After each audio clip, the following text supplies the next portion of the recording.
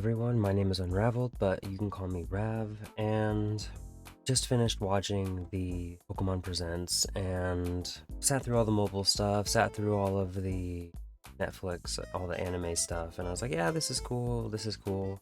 Saw the Pokemon Kanto Park thing, which is quite near where I live now, so I was like, hey, might go to that at some point. But most of it was kind of like, oh, that's cool, and I was like really excited to see the Pokemon Legends ZA trailer, and we watched it, and I feel like the only thing that we really saw was Mega Dragonite. And that's just one Mega form.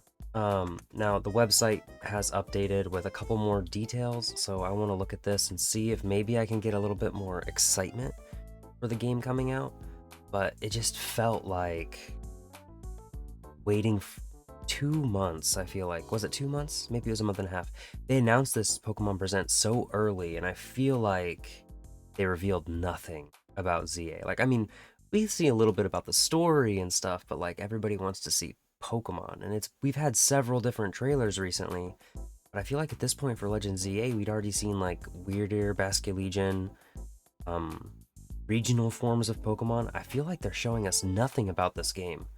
And I don't look at leaks, so everything that I see is from Pokemon themselves, and I can't help but feel like they're not sharing stuff, which makes me wonder if they're hiding it on purpose or if there's like nothing in this game. But anyways, we have 4 new news things. The pre-orders are available through the Nintendo eShop, the Nintendo Store, and whatever participating realtors near you. You can receive a Ralts holding a Gardevoirite stone as an early purchase bonus. So it seems like the Pokemon will be holding items in ZA, which I had mentioned in a previous video that I didn't know if they'd be doing that. So that's the early purchase bonus, which, gonna be honest, I would have preferred this be a Dratini with the Dragonite. Such a weird thing to say. Like, yes, I get that Ralts is a fan favorite, but we've been able to use this Pokemon a while. It would have been nice to have it be a new Mega that nobody's ever used. Why give it to a Pokemon that people have used before? Anyways, Team MZ, which I really like the logo for this team. It's pretty cool. Protecting the peace in Lumio City. So, after proving your Pokemon battle skills to either Urban or Tawny, who acts as a live-in staff member at Hotel Z, you'll join Team MZ, a crew that aims to keep Lumios a peaceful place. Other members of Team MZ include Lita, who aims to become a professional dancer, and Naveen, a fashion designer in the making. You'll venture alongside them throughout Lumios City. So, this is pretty cool. I like this. We already know about Urban and Tawny. I'm curious where the M in Team MZ comes from. I guess we'll have to wait and find out, but you know. Lita is a dance school student who comes to Lumio seeking to become a professional dancer. She joined Team MZ in exchange for lodging and has become a trusted member of the crew. She's a foodie who loves croissants, and her partner Pokemon is Staryu. Naveen is an aspiring fashion designer who's earning a reputation in Lumio City as a designer shrouded in mystery. He joined Team MZ in exchange for studio space. His partner Pokemon is Scraggy, but he's not fond of battling. So we meet 2 of the people that we're going to be adventuring with. And then we learn kind of what we're protecting Lumio City from. There's rogue mega evolutions disturbing the peace. A strange phenomenon dubbed rogue mega evolution, in which wild Pokemon mega evolve on their own, has begun to occur in Lumio City. Ordinarily, a trainer would have a Pokemon capable of mega evolving hold a Mega Stone, and the Pokemon would be able to mega evolve if it has a strong bond with its trainer. However, some Pokemon in Lumios have been undergoing rogue mega evolution and going on rampages, seemingly in pain. Now, we've seen it talking about in Ultra Sun and Ultra Moon and Sun and Moon about how Pokemon that mega evolve are in pain, or they're being tortured, or other terrible things about these mega Pokemon. And it makes me think that these rogue mega evolutions are the ones that'll be experiencing the pain, but the ones that maybe we mega evolve with our strong bond don't have these negative drawbacks. I guess we'll have to play the game and find out what's going on. But I know there's a lot of people that are wondering about the duality of this, and I really hope they go through the game and explore it, and I really hope that this rogue mega evolution has a good explanation behind it. For Sartico Inc., the company driving Lumio City's redevelopment, will task you and the rest of Team MZ with aiding their investigation into these strange occurrences. Work together with your friends from Team MZ to take on and calm a variety of rogue Mega Evolution Pokemon. So they're going to be little quests that we do, it seems like. You can also obtain Mega Stones by pacifying rogue Mega Evolved Pokemon. I don't know if these things are holding the Mega Stones, but it would seem like if you beat like Mega Absol, for example, you get the Mega Absolite.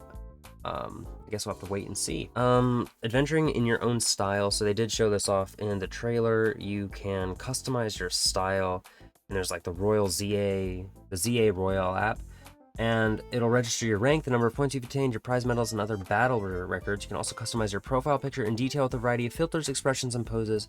Make a profile that's uniquely you. So not only can you like extremely customize your character, you can also customize your trainer card, which is not new.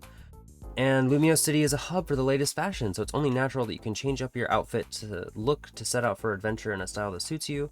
Find your look by changing your hairstyle, hair color, eyebrows, and more at salons. In addition to solid colors, you can further customize your hair with coloring, blocking, and balayage. I don't know how to say that word. You'll even be able to make changes to your character's lip color, eyelashes, and other characteristics, so there's lots of color changing things.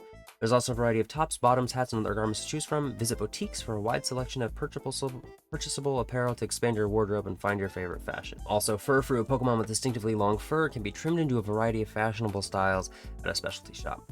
By practicing these cuts enough times, the scyther at the shop will learn how to trim more difficult styles. So the cuts are being done by a scyther and not by a human this time, it seems. We don't know if there's going to be any new fur patterns yet, I guess. I'd have to go back and look at the trailer, but I don't think they showed us anything new. Obviously, the one thing that I'm hoping is that these trims can be sent from the game into Pokemon Home.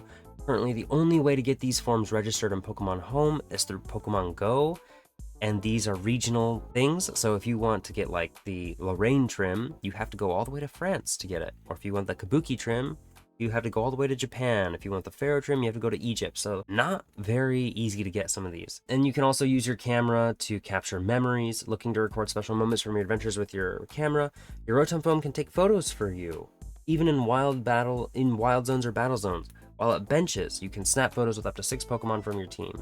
So if you're sitting on a bench, you can take a picture of your Pokemon, and that's the only time you can do that, it seems like. I guess that's taking pictures of your team. I guess you can take other pictures if you're not at a bench, but anyways, that's adventuring in style. Then we've got the making the most of your adventure. Enter the wilds of Lumio City. As a part of Lumios's urban redevelopment plan driven by a large corporation called Quarsartico Inc., the city has been outfitted with wild zones in an effort to help human and Pokemon share the city. These areas are constructed using cutting-edge technology to give Pokemon places to live. Wild zones can be explored during the day or by night. Whether you're in a wild zone or out and about in Lumio City, you can battle wild Pokemon and catch them by aiming a Pokeball at them and letting it fly. If the Pokemon doesn't pop back out of the ball, you've successfully caught it. Some Pokemon will flee immediately if they spot you, so hide out of sight or approach them from behind to make yourself harder to notice. You can also battle Pokemon to lower their HP, making them easier to catch. Same mechanics as Legends ZA, basically. Legends Arceus. Progress through the ZA Royale, a competition that kicks into gear when night falls. You'll want to prepare your team during the daytime by battling against wild Pokemon and stocking up on useful items for battle. Alpha Pokemon are back. During your journey, you may run into tough wild Pokemon called Alpha Pokemon. Alpha Pokemon are larger than their regular counterparts, have glowing red eyes, and are particularly powerful and difficult to catch. These Alpha Pokemon will chase and attack you once they notice you, so you do your best to avoid getting hit while battling.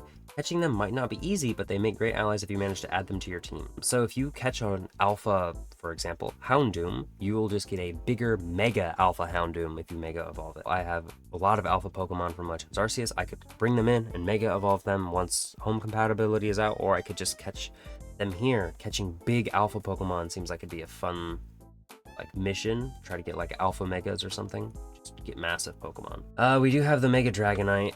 So it remains a dragon flying type, and it just says it soars around using the large wings on its head, and if we look at the image closer, we can see that its regular wings have decreased in size quite a lot, and now it's got bigger wings on the top of its head.